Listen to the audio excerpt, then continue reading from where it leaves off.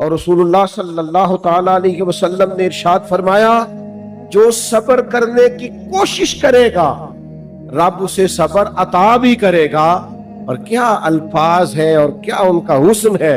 حضور فرمانے لگے صبر سے بڑی نعمت کوئی نہیں. اگر تم مال کے معاملے میں صبر کر جاؤ, بے نیاز ہو جاؤ لوگوں کی جیبوں سے, بے پرواہ ہو جاؤ اور صبر کرنا چاہو تو اللہ تمہیں صبر دے گا اور رب تعالیٰ تمہیں بچا لے گا لوگوں سے. اور فرمایا صبر سے بڑی نعمت بھی کوئی نہیں. اللہ کہتا ہے کائنات بنانے والا کہتا ہے میں آزماؤں گا تو مالک ہم نے کیا کرنا ہے. فرمایا صبر کرنا ہے تم نے. امام غزالی تو کہتے ہیں 70 مقامات ہیں قرآن مجید میں جن میں صبر کا تذکرہ ہے, لیکن بعض علماء نے لکھا ہے 100 مرتبہ قرآن مجید میں اللہ نے صبر کا ذکر کہ کس نے کہا یہ صبر کرو.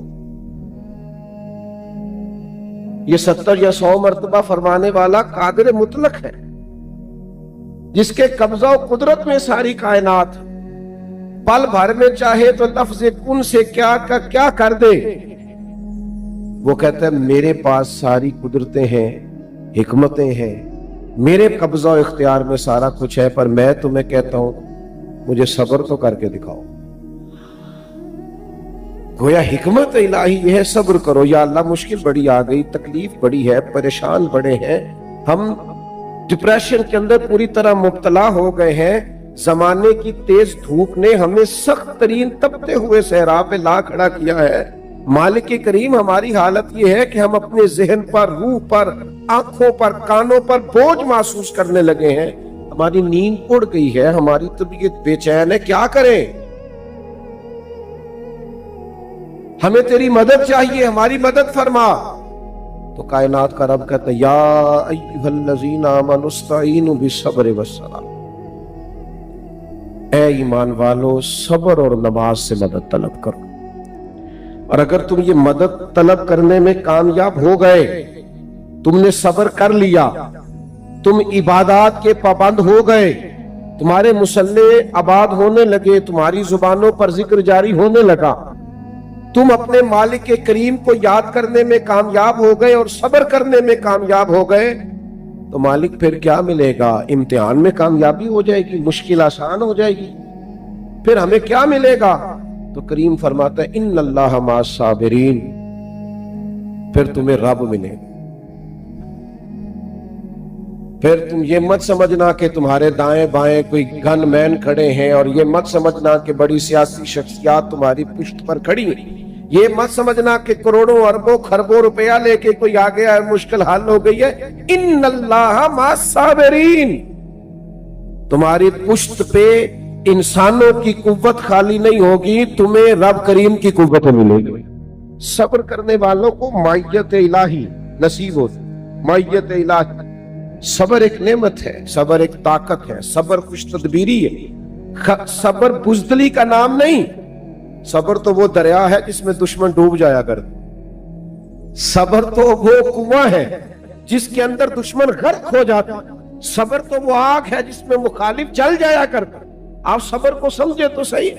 صبر کو بزدلی تو نہیں, چپ کر جانے کا نام تو نہیں. صبر تو دلیری ہے. امام اعظم ابو حنیفہ رحمۃ اللہ علیہ, آپ چوک میں گزرے تو آپ کے ایک مخالف نے بڑی سخت ترین آپ کی توہین کی. آپ نے صبر کیا. تھوڑا سا آگے گئے تو وہ آدمی دھڑام سے زمین پہ گرا, روح پرواز کر گیا. لوگوں نے کہا حضور یہ کیا ہوا؟ فرمایا کچھ بھی نہیں. کہا حضور وہ گر گیا.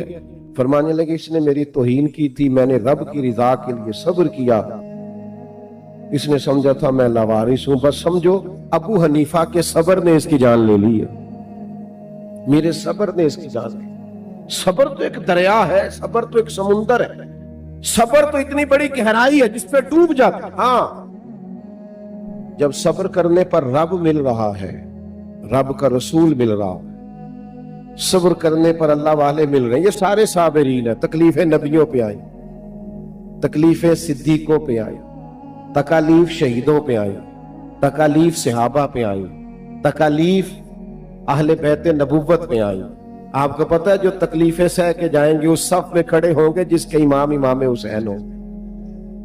تو یہ اتنی بڑی نعمتیں صبر پر ملتی ہیں, اتنی بڑی نعمتیں. क्या सबर कोई आसान काम है? तो रब कहता है वस्तईनु बिस्सब्रि वस्सलात व इन्नहा लकबीरतुन इल्ला अलल खाशिईन। पर मैं सबर और नमाज से मदद मांगो, लेकिन हैं ये दोनों मुश्किल काम। ये आसान है, मुश्किल। हाँ, जो अल्लाह से डरे उसके लिए मुश्किल कोई नहीं है। मुश्किल ये सौखा, हाँ ये इश्क नहीं आसान। बस इतना समझ लीजिए, एक आग का दरिया है और डूब के जाना है।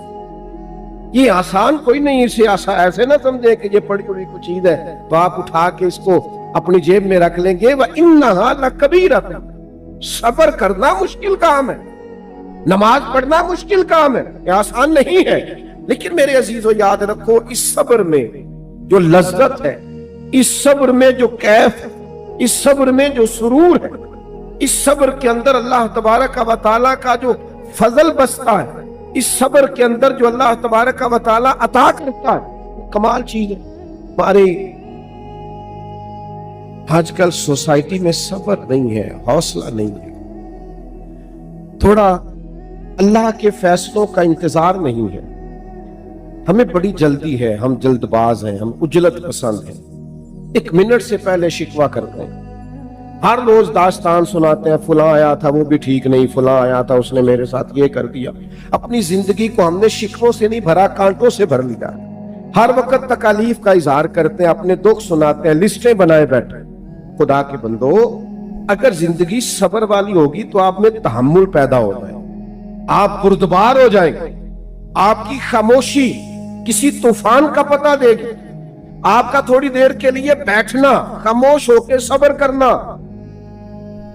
किसी से पूछ लीजिएगा, ये आपको बावकार कर देगा। आप में वकार नजर आए, आप बड़े वफादार हो जाएंगे अगर साबिर हो जाएंगे। आपकी तबीयत में इतना ठहराव पैदा होगा कि आप महसूस करेंगे कि यार जिंदगी की इतनी बड़ी नेमत है सब्र। आपके अंदर एक खास किस्म की वफादारी पैदा होनी चाहिए। ठीक है कि आप ताकतवर भी हो सकते हैं, मालदार भी हो सकते हैं, ईंट का जवाब पत्थर से देने वाले भी हो सकते हैं, लेकिन ये सारी चीजें आपको सुकून नहीं देंगी जितना सब्र सुकून देता है। जितना सब्र, आज कितनी परेशानी है लोगों को माली तौर पर। आप मुझसे नाराज ना होइएगा, इतने मिस्कीन और गरीब नहीं लोग जितना रोते हैं मसाइल, बड़ी परेशानी है, बुरा बात है। लेकिन जितना शौक हमें अमीर बनने का है ना, जरूरियात की किफालत का मसला नहीं, जितना मसला हमारे साथ ये है ना कि फलां की गाड़ी देखकर मैं परेशान हूं, भाई उसका नसीब था उसे मिल गया, मुझे साबिर रहना है। किसी का मकान देखकर परेशान हो जाना, भाई वो उसका नसीब था उसको मिल गया। मेरे अल्लाह ने जहां रखा, जिस हाल में रखा, अल्हम्दुलिल्लाह, मैं बड़ा मुतमईन हूं, मैं बड़ा खुश हूं। वो किसी का बिजनेस बड़ा चल गया तो ठीक है ना भाई, उसका चल गया। नबी पाक सल्लल्लाहु ताला अलैहि वसल्लम ने फरमाया है, कोशिश जरूर हमें करनी चाहिए, जद्दोजहद जरूर करनी चाहिए, मेहनत जरूर करनी चाहिए। पर नबी पाक अलैहिस्सलाम ने फरमाया, सरकार का फरमान देखो, करीम फरमाते हैं जिस तरह तुम सर्दियों के बीमार को पानी से बचाते हो ना, इसी तरह रब जिससे प्यार करे उसे दौलत से बचाता है। तो तू महसूस तो करना, तेरा बचा रहना, दुनिया से दूर रहना, तेरे पास पैसे थोड़े होना, ये तो तेरे ऊपर कोई इनाम था और तूने इसे अपनी नाकामी बना लिया। तूने समझ लिया वो पैसे नहीं है तो कुछ भी नहीं है, मैं माली तौर पर कमजोर हूं तो सिर्फ जीरो। थोड़ा सा समझे, अपने आप को खड़ा करें, आप गौर फरमाएं। मैं मुल्क से बाहर था, एक साहब दौड़े दौड़े आए और बहुत बड़ी गाड़ी से उतरे और वो मेरे सीने से लगे और फिर वो फूट फूट के रोने लगे और बड़ा मेरे साथ उन्होंने इज़हार मोहब्बत किया। तो मैंने उन्हें कहा आप कौन है, कोई तारुफ तो कराएं। तो सादे आदमी की बात मेरे दिल में नक्श कर गई और घर कर गई। कहने लगे पीर साहब, मैं दुनिया का वो गरीब आदमी हूं जिसके पास सिर्फ पैसे हैं और कोई शय नहीं। मेरी गुर्बत का हाल मत पूछिए, दौलत के अंबार, लेकिन सिवा इसके मेरे पास कोई और चीज मौजूद नहीं है। काश पैसों से औलाद का अदब खरीद सकता, काश पैसों से अपनों की मोहब्बत खरीद सकता, काश मुझसे लालच ना किया जाता, काश पैसों के साथ सुकून खरीद पाता। लेकिन वो गरीब, सिर्फ पैसा, सब्र ही नहीं आ रहा लोगों को। हर हाल में पैसे लेने, हर हाल में अमीर होना है। सुनो, اور اس بات کو کبھی نہ بھولنا۔ حضرت ابو سعید خدری رضی اللہ تعالیٰ عنہ فرماتے ہیں کچھ لوگوں نے نبی پاک علیہ السلام سے حضور کے پاس کچھ مال غنیمت تھا، انہوں نے حضور سے مطالبہ کیا تو حضور نے بھر کے دامن انہیں عطا کیا۔ انہوں نے پھر مانگا، حضور نے پھر دیا، انہوں نے پھر مانگا، نبی کریم نے پھر دیا، 3 بار دے دیا اللہ کے رسول نے، اور یہ بخاری میں موجود ہے۔ پھر حضور فرمانے لگے میرے پاس جو بھی مال ہے نا، اس میں سے تم میں سے جو بھی کوئی سوال کرے گا اس مال میں تمہیں ضرور دوں گا۔ لیکن حضور فرمانے لگے جو شخص لوگوں سے مانگنے سے بچے گا نا، اللہ بھی اسے بچا لے، اللہ پھر اسے لوگوں کا محتاج نہیں کرے گا جو بچے گا۔ اور حضور علیہ السلام فرمانے لگے جو تھوڑی لاپرواہی اختیار کرے گا نا لوگوں کے مال سے، اللہ بھی اسے بے نیاز کر دے۔ لیکن ہماری طبیعت اس طرح کی ہے، مزاج اس طرح کا ہے کہ لوگ تھوڑی دیر کے لیے بھی کسی ٹھہراؤ کی طرف آنے کو تیار نہیں ہوتے۔ ایک دوسرا بے صبری ہمارے دلوں میں بہت زیادہ پائی جاتی، فلانے نے مجھے یہ کہہ دیا، فلاں نے میرے خلاف بات کر دی، فلاں کی اتنی ضرورت ہوئی، مجھے فلاں نے بتایا ہے کہ اس نے یہ کہا ہے۔ ایسے سوال یہ ہے جناب سے کہ جناب کی کتنی کو عظمت ہے، آپ کو کوئی بات بھی نہیں کر سکتا، آپ بات کرنے کی اجازت بھی نہیں دیتے۔ پہلے تو یہ تعارف کرائیں بھلا آپ کیا ہیں، آپ کو کوئی بات ہی نہیں کر پا رہا، آپ کسی کو جرأت، مثلا آپ کیا ہیں، اپنے آپ کو اتنا بلند و بالا آپ لے گئے کہ کسی کی جرأت ہی نہیں ہے وہ آپ کے بارے میں بات کر سکے۔ ہاں اگر وہ غیبت کر رہا ہے تو غلط کر رہا ہے، 100% غلط کر رہا ہے، لیکن آپ کیا بن کے بیٹھ گئے کہ میرے بارے میں، اور ایک بات ہمارا مخالف ہمارے بارے میں کرتا ہے، ایک بات، اچھا وہ بات کر کے گھر سو جاتا ہے، ہماری ساری صلاحیتیں اس کو جواب دینے میں خرچ ہو جاتی، ہم سارا دن سوچتے رہتے ہیں کہ وہ پتہ نہیں کس کی وہ بات کر گیا۔ نبی پاک صلی اللہ تعالیٰ علیہ وسلم کی خدمت میں آ کے مشکات میں موجود ہے، ایک صحابی نے عرض کی یا رسول اللہ کافر آپ کا نام بگاڑ کے معاذ اللہ آپ کو برا بھلا کہتے ہیں، کیونکہ حضور کا نام تھا محمد صلی اللہ علیہ وسلم، محمد اس کو کہتے ہیں جس کی بار بار تعریف کی جائے، تو ان کے دل میں خیال آیا ہم محمد بھی کہتے ہیں اور ہم معاذ اللہ تعالیٰ برا بھلا بھی کہتے ہیں۔ انہوں نے حضور کا نام معاذ اللہ ثم معاذ اللہ نقل کفر نہ باشد، حضور کا نام بگاڑ کر سرکار کے بارے میں باتیں شروع کر دی، تو ایک صحابی پریشان ہو جاتا، وہ یہ کہہ کے آپ کا نام بگاڑتے ہیں، تو حضور مسکرائے، فرمایا وہ پتہ نہیں کس کی باتیں کر رہے ہیں، میرا تو یہ نام ہی نہیں، فرمایا پتہ نہیں وہ کس کو برا بھلا کہہ رہے ہیں، کس کو گالیاں دے رہے ہیں، وہ میں نہیں ہوں، میں تو محمد ہوں، اور محمد وہ ہوتا ہے جس کی تعریف کی جائے وہ پتہ نہیں کتنی گلاں پہ کر دینے۔ آپ کو بلا وجہ ٹینشن ہو جاتی ہے، فلانا فلانی جگہ کھڑا تھا، میری بات کو چھوڑیں یار، آپ کس چکر میں پڑ گئے، وہ ایک جملہ کہے گا اور ہم سارا وقت اسی پہ لگا دیں گے، ہم تو مصروف ہی بڑے ہیں، ہمارے پاس اتنا ٹائم نہیں ہے، ہمیں طاقتور ہونا ہے، تھوڑا صبر کریں، کسی نے بات کر دی چل ٹھیک ہے بھائی اللہ تیرا بھلا کرے، 2-4 اور کر، کوئی فرق نہیں پڑتا، سمجھ آ جائے گی تجھے آہستہ آہستہ۔ اتنی جلدی الجھ جانا، رشتوں داروں سے لڑائیاں کر بیٹھنا، فلاں نے بات کر دی، فلاں جگہ آ گئی، فلاں نے کہہ دیا، ساری رات سونا نہیں، منصوبہ، آپ تو کوئی کام ہی نہیں کر سکے، آپ بڑے مقاصد کے لیے دنیا میں آئے، آپ تو یہیں رک گئے، آپ تو سارا دن اپنے مخالفوں کو جواب دیتے رہے، کام کون کرے گا، ڈیوٹی کون کرے گا، اتنے بڑے مقاصد ہیں، ان کا حصول کیسے ہو؟ الجھ نہ جائے کہ فلاں میرے بارے میں بات کر گیا تو وہ کر گیا تو پھر کیا ہوا، کرنے دو، لوگوں کے منہ میں زبان ہے تو بات کرنے کے لیے ہے نا، وہ بات کرے گا ہم کام کریں گے۔ میری ایک نصیحت ہے اپنے دوستوں کو ہمیشہ کرتا ہوں، میں کہتا ہوں پراپوگنڈے کا جواب پراپوگنڈے سے نہیں ہوتا، پراپوگنڈے کا جواب کام سے ہوتا ہے، پراپوگنڈے کا جواب عمل سے ہوتا ہے، لوگوں کی باتوں کا جواب اپنے کردار سے دیا جاتا ہے، بات کا جواب بات سے نہیں، بات کا جواب کردار سے، بات کا جواب عمل سے، بات کا جواب آنے والے وقت سے۔ آپ یقین کریں جو لوگ آپ کو تانا دیتے ہیں نا تو کچھ نہیں کر سکتا، آپ کچھ کر کے دکھائیں، وہ آپ سے ملاقات کرنے والوں کی لائنوں میں کھڑے نظر آئیں، آپ کچھ کر کے تو دکھائیں نا۔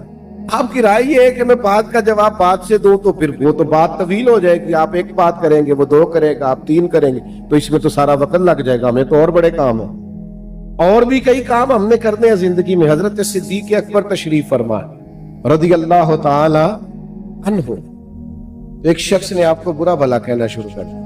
اللہ کے حبیب بھی وہاں تشریف فرما. وہ دیر تک برا بھلا کہتا رہا. ادھر دیکھو نوجوانوں میری طرف, یہ ذرا 2-3 دفعہ تانا سن کے اور سہ کے اور مسکرا کے دیکھو تو صحیح. یہ تھوڑا تجربہ تو کرو بھلا, 2-4 دفعہ کر کے دیکھو نا. آپ کو کسی نے برا کہا, آپ نے سنا بھی, سہا بھی, اور ساتھ تھوڑا سا مسکرائے بھی. اور اگر اور زیادہ ہمت کریں تو اسے کہہ دیں یار تو دعا کرنا اللہ مجھے ٹھیک کر دے. یہ ذرا کر کے جتن تہار کوئی کھیڈے تو ہارن کھیڈ فقیرا, جتن دا مل کھوٹی پیندا ہارن دا مل ہیرا. چھوڑنا چل ٹھیک ہے یار کر لے. آپ تھوڑا سا یہ کر کے تو دیکھیں. حضرت صدیق اکبر کو برا کہتا جا رہا. جناب صدیق اکبر اطمینان سے بیٹھے. مزے کی بات بتاؤں, اس محفل نور میں رسول رحمت بھی تشریف, امام الانبیاء بھی جلوہ فراز, اللہ کی ساری رحمتوں کے جھرمٹ میں کریم بھی وہاں تشریف فرما ہے. گویا قدسی جھک جھک کے اس حجرہ نور کی طرف آ رہے ہیں, جا رہے ہیں. لائنیں لگی ہوئی ہیں زیارت کرنے والوں, کریم تشریف فرما ہے. حضرت صدیق اکبر کو بلا بلا کہہ رہا ہے. ایک وقت آیا جناب صدیق اکبر کا پیمانہ صبر لبریز ہوا. اس نے بڑی باتیں کی. حضرت صدیق نے جواب میں ایک ہی بات کی. تھوڑا سا محفل پہ سناٹا چھایا, کیونکہ پہلے وہ کر رہا تھا, جناب ابوبکر سن رہے تھے. اب جناب صدیق اٹھے. جناب صدیق نے ایک بات کی, اس کو اللہ کے رسول اس محفل سے اٹھے. اگر آپ اس بات کی گہرائی میں اتریں گے تو کلیجہ ٹھنڈا ہو جائے. آپ کو کئی دفعہ یہ باتیں کرنے والے اچھے لگنے لگ جائیں گے. آپ سارا دن اپنی صلاحیت ضائع نہیں کریں گے ان کے بارے میں سوچ. وہ دیر تک آپ کو برا بھلا کہتا رہا, سنتے رہے. حضرت صدیق نے ایک جواب دیا. محفل کا رنگ تھوڑا بدل گیا. اللہ کے رسول اٹھے. حضور اٹھ کے اس حجرے سے باہر نکلے. حضرت صدیق اکبر بھی دوڑ کے پیچھے آئے. عرض کی یا رسول اللہ, میرے ماں باپ قربان ہو, میرا دل میری روح قربان ہو. اس نے اتنی باتیں کی, آپ بیٹھے رہے, میں نے ایک کی, آپ اٹھ کے آ گئے. ذرا کریم کے جواب کی روحانیت کی بلندی دیکھیے. یہ کیا معراج حضور نے جناب صدیق اکبر کی بیان کی. حضور فرمانے لگے ابو بکر, جب تک وہ بول رہا تھا آپ چپ تھے نا, اللہ نے آپ کے سرانے فرشتہ کھڑا کیا ہوا. اوئے ہوئے ہوئے قربان, وہ آپ کی طرف سے جواب دے رہا تھا کہ نہیں ابو بکر تو ایسے نہیں, نہیں ابو بکر تو ایسے نہیں, نہیں ابو بکر تو ایسے نہیں. فرمایا جب آپ بولے ہیں, آپ نے خود اپنا دفاع کیا ہے. فرشتہ اٹھ کے چلا گیا ہے, فرشتہ چلا گیا ہے تو میں بھی آ گیا. آپ کی طرف سے اللہ نے فرشتہ کھڑا کیا ہوا تھا. قربان جائیں. سنو جناب صدیق اکبر کے بارے میں بات کرنے والوں, ابو بکر صدیق کی طرف سے جواب دینے کے لیے تو اللہ نے فرشتے مقرر فرما رکھے. اللہ نے فرشتے, تم کیا جانو ان کی عظمتوں کو, کیا جانو ان کی رفتوں کو. اگر آپ چاہتے ہیں خدائی طاقتیں آپ کی طرف سے جواب دیں, خدائی طاقتیں, پھر میرے بھائی آپ کو تھوڑا سا صبر کرنا پڑے گا. آپ صبر کریں گے پھر آپ محسوس کریں گے کہ خدائی طاقتیں, ان اللہ مع الصابرین کا عملی مظاہرہ ہو رہا ہے. ایک تو دولت کے معاملے میں صبر کریں, دوسرا کوئی بےہودگی کرے خاندان میں, قبیلے میں, کوئی آپ کا مخالف بنے تو تھوڑا اپنے اندر صبر پیدا کریں. تیسری بات ہم نے امام حسین سے یہ سیکھنی ہے, اور یہ جو میں نے کہا نا دشمنوں کی گفتگو کے بارے میں بھی آپ صبر کریں, امام حسین نے یہ والا صبر بھی کیا. میں نے ایک مرتبہ کہا تھا کہ میرا حسین ابھی کربلا میں ہے. آج بھی بڑے چھپے لوگ یزید کی سپورٹ نہیں کرتے. آج بھی لوگ کہتے نہیں کہ امام حسین کا یہ اقدام درست نہیں تھا, معاذ اللہ. تو آج بھی انہوں نے سارا کچھ قربان کر دیا, ان کے بارے میں معاذ اللہ ثم معاذ اللہ نقل کفر نم زبانیں کھلی ہوئی نہیں لوگوں کی کہ وہ اقتدار کے لیے آئے. کتنے تانے سہے ہیں حضور کی اولاد میں, اور سب کچھ قربان کیا ہے. تو 4 تو بھی سہ کے دے, اس کا مزہ لے, زخم پہ زخم کھا کے جی, اور ذرا خون جگر کے گھونٹ پی, چپ کر, آہ نہ کر لبوں کو سی, یہ عشق ہے کوئی دل لگی نہیں. یہ کوئی ایسی ویسی بات ہے, تھوڑا سہ نا, برداشت کر. سہ رہے ہیں آج بھی امام حسین, لوگ باتیں کرتے ہیں آج تک معاذ اللہ ثم معاذ. تیسرا ایک پہلو امام حسین کی زندگی سے جو ہمیں بڑا اہم ملتا ہے, وہ یہ ہے کہ اپنے جب جدا ہو تو یہ بڑا مشکل وقت آتا ہے. اپنوں کی جدائی یہ بڑی تکلیف دہ ہوتی ہے، اور اس کا درد اتنی دیر تک بندے کو محسوس نہیں ہوتا جب تک وہ درد چکھ نہیں لے. جنہاں دے دل پر جانی بچھڑن کون روے پھر تھوڑا، سب روگاں دا روگ محمد جس کا نام بچھوڑا. یہ مشکل کام ہے، لیکن اس مقام پہ بھی کائنات کا رب کہتا ہے تو صبر کر، تو حوصلہ کر، تو اپنے اندر دلیری پیدا کر. تیری طبیعت میں یہاں بھی بے چینی نہ ہو، واویلا نہ ہو، جزا فضا نہ ہو. یہاں بھی تو حوصلے کا مظاہرہ کر. اور پہاڑ تھے امام حسین حوصلے کا.